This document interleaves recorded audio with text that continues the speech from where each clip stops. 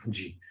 ਅਗਲੀ ਖਬਰ ਵੱਲ ਚਲੀਏ। ਅੱਜ ਸਦਰਨ ਕੈਲੀਫੋਰਨੀਆ ਦੇ ਵਿੱਚ 3.9 ਦਾ ਜਿਹੜਾ ਅਰਥਕੁਏਕ ਆ ਉਹ ਆਇਆ 4 ਮੀਲ ਸਾਊਥ ਈਸਟ ਆਫ ਬਰੋਲੇ। ਸੋ ਮੈਗਨੀਚਿਊਡ 3.9 ਸੀ। ਕਿਉਂਕਿ ਇਹ ਮੈਗਨੀਚਿਊਡ ਬੜਾ ਘੱਟ ਸੀ, ਇਸ ਕਰਕੇ ਸ਼ੇਕ ਅਲਰਟ ਸਿਸਟਮ ਉਹ ਐਕਟੀਵੇਟ ਹੋਇਆ, ਪਰ ਬਹੁਤ ਸਾਰੇ ਲੋਕਾਂ ਦੇ ਫੋਨ ਤੇ ਨਹੀਂ ਗਿਆ। ਕਹਿੰਦੇ ਜੇ ਥੋੜਾ ਵੱਡਾ ਅਰਥਕੁਏਕ ਹੋਵੇ ਜਿੱਦਾਂ 6 ਮੈਗਨੀਚਿਊਡ ਦਾ, ਫਿਰ ਉਹ ਸਾਰਿਆਂ ਨੂੰ ਮੈਸੇਜ ਚਲਾ ਜਾਂਦਾ ਹੈਗਾ। ਸੋ 3.4 ਸੈਕਿੰਡ ਤੋਂ ਬਾਅਦ ਹੀ ਸਿਸਮਿਕ ਵੇਵ ਰਿਪੋਰਟ ਕੀਤੀਆਂ ਗਈਆਂ ਜਿਹੜਾ ਸ਼ੇਕ ਦਾ ਸੀਗਾ, ਪਰ ਕਿਸੇ ਤਰ੍ਹਾਂ ਦਾ ਕੋਈ ਪ੍ਰੋਪਰਟੀ ਦਾ ਡੈਮੇਜ ਨਹੀਂ ਹੋਇਆ। ਜੀ।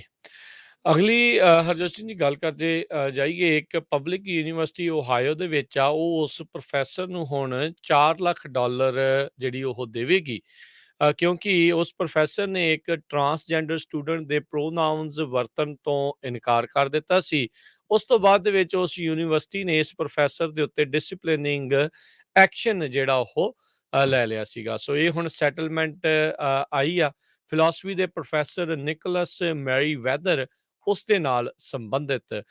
ਸੋ ਸਟੂਡੈਂਟ ਦੀ ਰਿਕੁਐਸਟ ਦੇ ਉੱਤੇ ਵੀ ਉਸਨੇ ਜਿਹੜੇ ਪ੍ਰੋਨਾਊਨਸ ਉਸਦੇ ਟਰਾਂਸਜੈਂਡਰ ਵਾਲੇ ਆ ਉਹ ਵਰਤਣ ਤੋਂ ਇਨਕਾਰ ਕਰ ਦਿੱਤਾ ਸੀਗਾ। ਸੋ ਮੈਰੀ ਵੈਦਰ ਨੇ 2018 ਦੇ ਵਿੱਚ ਲਾਸੂਟ ਦਰਜ ਕਰ ਦਿੱਤਾ ਸੀਗਾ ਸ਼ੌਨੀ ਸਟੇਟ ਯੂਨੀਵਰਸਿਟੀ ਪੋਰਟਸਮਾਊਥ ਓਹਾਇਓ ਦੇ ਵਿੱਚ, ਜਦ ਉਸ ਦੇ ਉੱਤੇ ਡਿਸਪਲਿਨਰੀ ਐਕਸ਼ਨ ਲਿਆ ਗਿਆ ਸੀਗਾ। ਫੈਡਰਲ ਡਿਸਟ੍ਰਿਕਟ ਕੋਰਟ ਨੇ ਪਹਿਲੋਂ ਇਸ ਲਾਸੂਟ ਨੂੰ ਡਿਸਮਿਸ ਕਰ ਦਿੱਤਾ ਸੀਗਾ ਵੀ ਇਸ ਦੀ ਸਟੈਂਡਿੰਗ ਨਹੀਂ ਹੈਗੀ, ਪਰ ਉਸ ਤੋਂ ਬਾਅਦ ਦੇ ਵਿੱਚ ਉਹਨਾਂ ਨੇ 3 ਜੱਜ ਅਪੈਲਟ ਪੈਨਲ ਦੇ ਸਾਹਮਣੇ ਇਸ ਲਾਸੂਟ ਨੂੰ ਰਿਵਿਊ ਕੀਤਾ ਤੇ ਉਹਨਾਂ ਨੇ ਮੁੜ ਕੇ ਹੇਠਲੀ ਅਦਾਲਤ ਵਿੱਚ ਇਸ ਨੂੰ ਘੱਲ ਦਿੱਤਾ ਸੀਗਾ।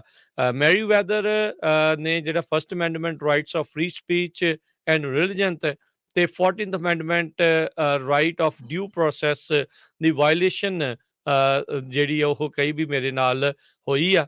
ਇਸ ਕਰਕੇ ਜਿਹੜਾ ਆ ਉਹ ਬਾਅਦ ਦੇ ਵਿੱਚ ਫੈਸਲਾ ਲਿਆ ਗਿਆ ਵੀ ਇਹ ਅੱਗੇ ਚੱਲਦਾ ਆ, ਤੇ ਹੁਣ ਸ਼ੌਨੀ ਯੂਨੀਵਰਸਿਟੀ ਆ ਉਸਨੇ ਇਹ ਸੈਟਲਮੈਂਟ ਕਰ ਰਹੀ ਹੈ। ਸ਼ੌਨੀ ਯੂਨੀਵਰਸਿਟੀ ਨੇ ਆਪਣੀ ਸਟੇਟਮੈਂਟ ਦੇ ਵਿੱਚ ਕਿਹਾ ਉਹਨਾਂ ਨੇ ਇੱਕ ਇਕਨੋਮਿਕ ਡਿਸੀਜਨ ਫੈਸਲਾ ਲਿਆ ਆ ਵੀ $4 ਲੱਖ ਦੇ ਕੇ ਇਸ ਮਾਮਲੇ ਨੂੰ ਇੱਥੇ ਹੀ ਜਿਹੜਾ ਆ ਇੱਕ ਹਿਸਾਬ ਨਾਲ ਮਿੱਟੀ ਜਿਹੜੀ ਉਹ ਪਾ ਦਿੱਤੀ ਜਾਵੇ।